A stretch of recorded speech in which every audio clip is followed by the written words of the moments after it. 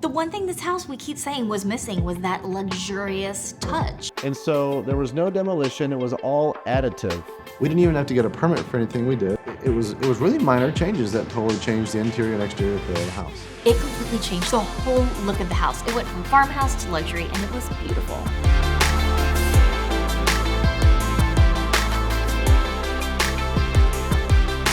It's Ben and Stephanie from the Broadmoor house, and we're here to talk to you about a project that we just finished. We had a house, we bought it. It was a builder grade house, pretty basic. There's a lot of things that was an upgrade for our house, but there were things that just wasn't quite us. So we decided to renovate it. We're gonna share today what it looked like before, how we renovated it. But as you saw in the walkthrough, it was very white. It was very builder grade.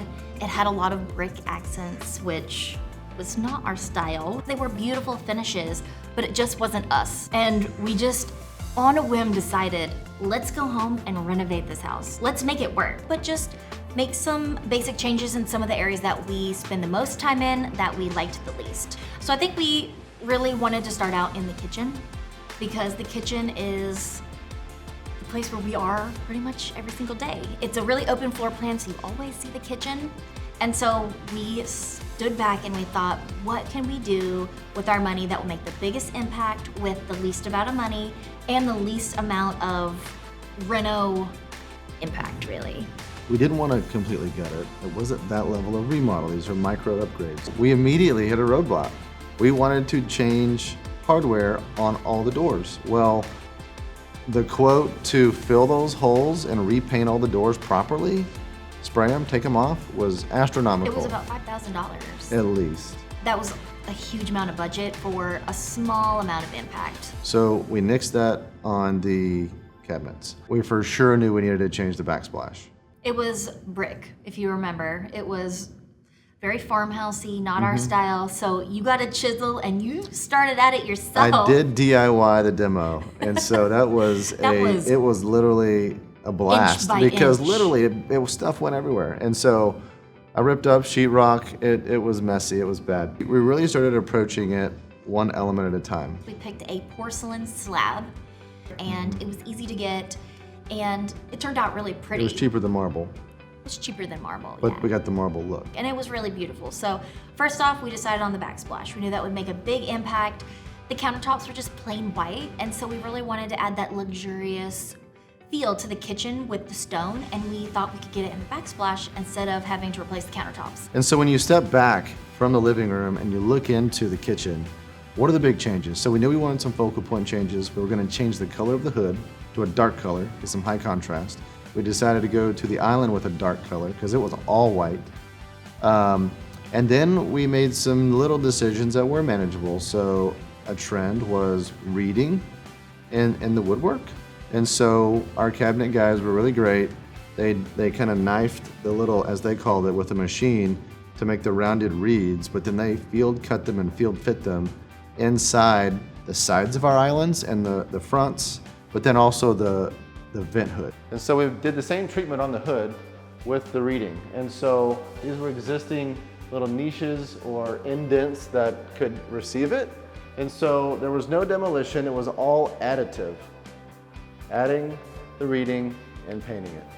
So we added that detail, which gave you that kind of that brand new feel. Like we just built these custom cabinets. Now we have the reading on the ends and the reading on the hood. And then it no longer really felt like builder basic cabinets anymore. One of the most successful things we did, especially when you look into the kitchen, was we added the same lower backsplash to the top of the cabinets. And so we had under cabinet lighting. We also added up lighting. It wasn't, the electrical was simple. We tied it into the switch circuit that was already under counter, and then it illuminated the porcelain we put up above. And that was a massive and monumental change to the kitchen. I'm telling you, the lights set it And the off. lights, It was crazy. It really drew your eye up. That was all Ben. I was like, I don't know if I would have thought about that. I was proud of that one. I was like, dang, it was like a dark hole up there, and all of a sudden it was lit up. It was awesome. And so, as Stephanie would say, the kitchen still needed some jewelry. We did change out the island fixtures to a modern gold look that was really eye-catching. I feel like if you're going to change anything in your house, lighting can be huge for a change. It's not to say you can't find really good quality lights on Amazon, because you can.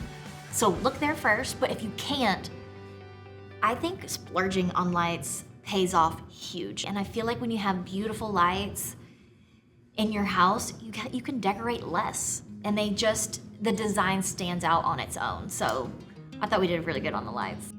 So then there's a few things that connected spaces around the kitchen. Most notably, a little bit of a splurge for us in material selection was the floor. So it was marble. And We used a Carrera and a St. Gabriel Nero. right. And we did it in honed, right? So we honed, did yeah. not do polished. We didn't do polished.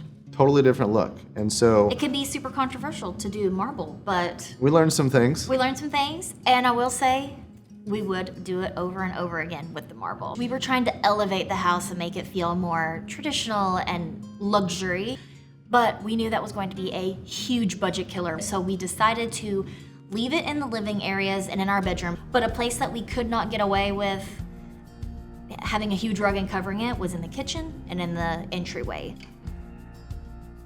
So connected to the kitchen was another space that we made some similar changes to elevate it. But how would you describe that pantry office space we had? Well, I think that's one of the spaces we got really creative with. What's very trendy these days is those back kitchens. It's not just a pantry anymore where you open up the door and it's just shelving.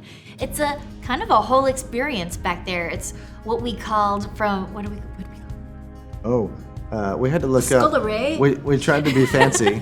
And we got back from Europe and we were like, We got back "Ooh, from Europe, I let's think. name all of our rooms something What's very the back European." kitchen called? It's called the Scullery. Scullery, and you had to have the accent. You couldn't just say it's the scullery, you had to say the scullery. And even our kids were saying it. So a couple of things were going on with this scullery or side pantry kitchen thing we had going on. We changed and we took out the fireplace over here and we added a full wall of storage. We have the sliding doors.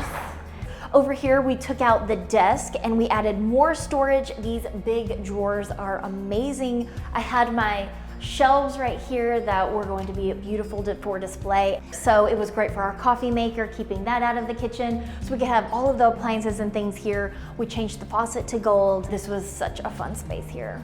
And it definitely lived up to its name, being the Scullery. Let's talk about the entryway front door. So the entryway is always a big deal for me because it's the first thing that people see when they come in. It had a sliding barn door, had a very cage-like light in the ceiling. It just all felt very cold. Another thing that I really wanted and loved is a color-drenched room. So we decided to go very rogue on the Broadmoor house style, and we did this blue color drench in the entryway. We tested color after color, but it turned out so beautiful. We put trim on the walls. I love adding trim on walls because it keeps you from having to put a bunch of art. What are you supposed to do in a big entryway that has tons of white space? A ton of artwork, it just doesn't quite make sense. So we put trim on the walls, which kept us from having to put anything on the walls. And we changed the floor to marble, like we talked about earlier. And it added a brand new beautiful light, and it completely transformed the space. That was so fun. That was a fun part.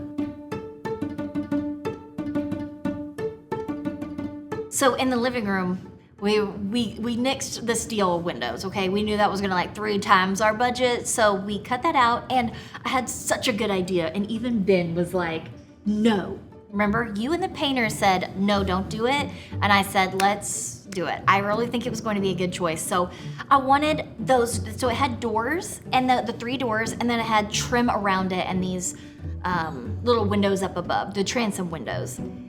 I had this idea to make it feel like a bigger unit by painting the trim black, and it did turn out really good. Hey, for the record, I think I was on board with painting the trim. I think the painter. I've got video proof. Well, then you need to submit that for review. I'm gonna look for it, okay? I think I was, but no, because the whole big room was just white. Yeah. Even the brick that was on the fireplace. And so these 3 separate doors were 3 dark, monumental, contrasting elements that gave hierarchy, gave interest, also changed hardware on those doors to gold. Yeah, Not just the the handles, jewelry. not just the handles, but the hinges. The hinges, yeah, also the became the hinges. shiny gold, and so set it off. When you painted up above too, it made them feel like you almost had these 10-foot doors in there. It was really, They were huge. they were cool. So what to do with the fireplace was a huge decision point. It was wrapped in brick, painted white, definitely of the farmhouse style. What are we gonna do? So started looking at just the quotes to get the brick taken away. Okay, dusty, dirty, expensive. Yeah. Okay. What we ended up doing was just adding another wall out in front of the brick. We left the brick, added another wall, stud and sheetrock and everything in front of the brick, made it wider, gave it a little more sort of presence. commanding presence over the space, and painted it dark. Again, we left a little space to put more uplights like we did in the kitchen.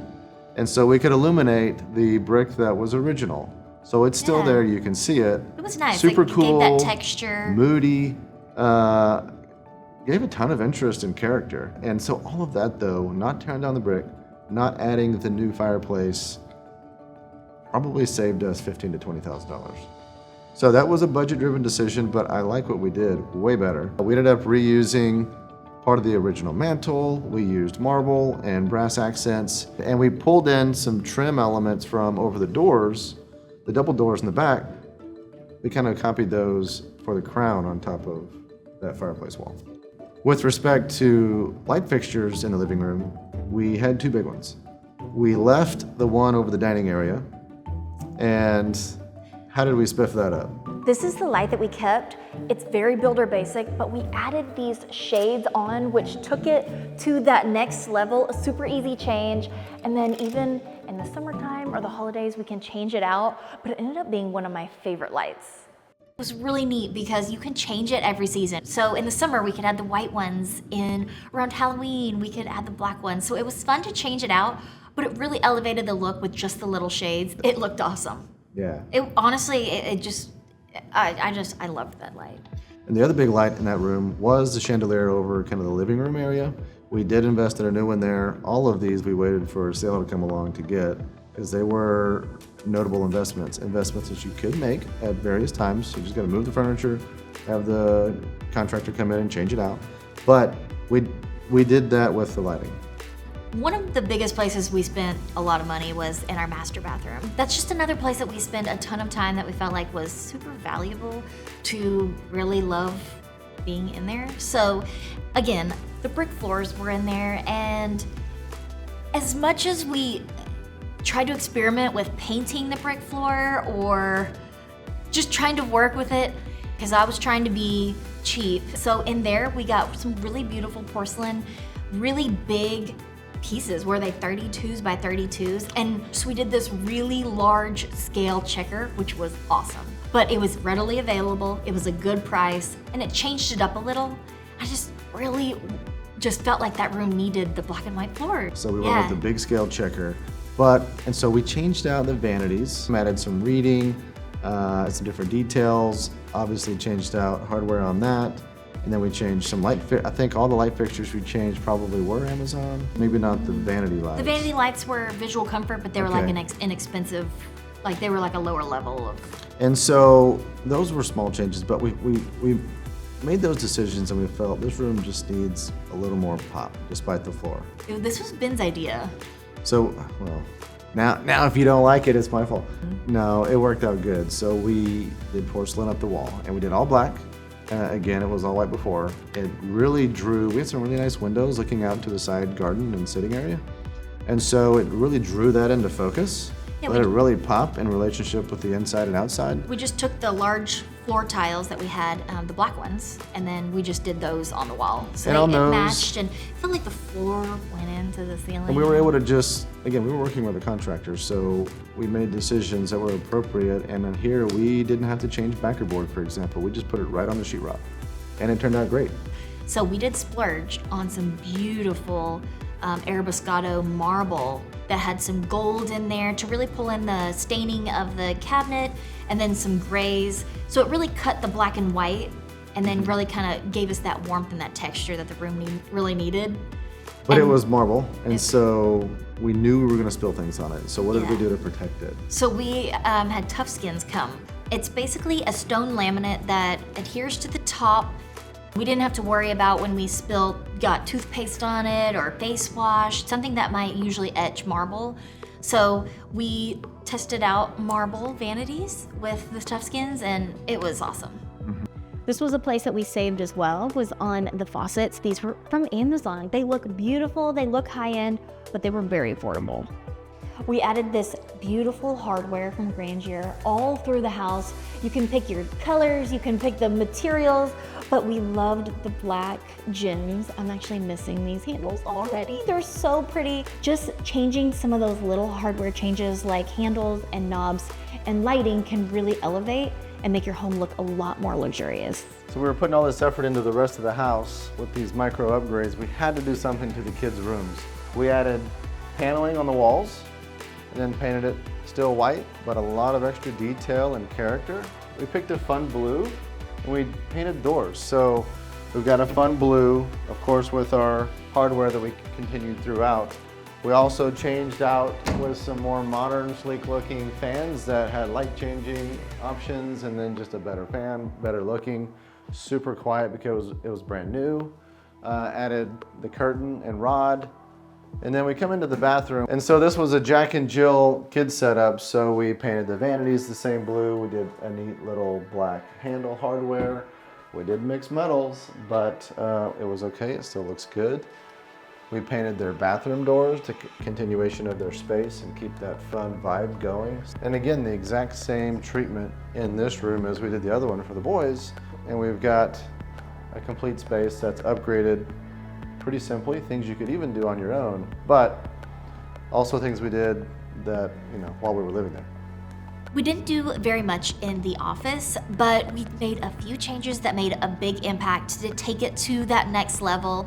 First off, we took off the sliding door. The barn door was just very dated. It just felt very farmhousey. We actually painted the back cabinets this glossy black, which really made it feel so beautiful and luxe. We added the gold hardware on top, so that really made it feel like the Broadmoor house. Also, we changed out the ceiling fan to a really beautiful chandelier, which really elevated the whole thing. So I think it's important for the guy to say this, and that is, this wasn't just a money deal. It wasn't about return on investment. It really clicked for me when we finally got the outside done, and in particular, the landscaping done. Let's take a look at a few things outside. So this back porch really was a paint job. And so we did take out the old fireplace that impacted the butler pantry, but out here you can see the other side of what we did on the inside of the living room. So this was the stained doors. We painted all of that black. Of course, the gold hardware that was inside, you can see outside. We already had black window frames on the outside, so that matched. The ceiling though was white, and then these columns were also a stained cedar, so we painted those black. So one of our first projects out here, really at the property before we even moved in, was this area out here. There was such great potential. These planter beds, we thought, wow, we can move these over, create a little space for an outdoor table, but at the end of the day, when this is blooming with herbs and flowers, you can come sit out here in a really nice space, and it looks like that year round with the evergreen magnolias. Landscaping is expensive, we all know that. And so we managed that on this project a couple of ways. One, the crepe myrtles, or the trees, so to speak, that we had, even this little Japanese maple that we had, we kept all of those. But again, I picked a bunch of hardy hollies that I knew would do well in our climate. I had this bush that I just accented in front of windows. And so to economically fill the space, provide some depth and hierarchy, just arrange these grasses that I knew would get big and bushy to fill between the evergreen bushes around the perimeter and kind of work our way up to the nice Japanese maple that was already there. So by the time we changed all of the wooden accents to black and we added that polished brass front door hardware, it completely changed the whole look of the house. It went from farmhouse to luxury, and it was beautiful. Pulling up to the house, there was just this, it felt like a new place. It felt like a place you wanted to run home to. I felt like we had this brand new house that was ours, and it completely changed everything for us. One of the things that we really struggled with is you want to love your home. You say, I can't do that because it's new. It is okay to justify changing out some of those things that seem new and fine. Make it a place that you love to be. Make it a place that you love to come home and cook for your family in the evening time. A place that you love to have family game night. A place that you feel confident and excited to invite your friends over to. It is okay to change those things out and to make the place that you live a place that you love to be. Hey friends, did you love our new video today? Make sure to subscribe, hit the bell so you don't miss any Broadmoor moments.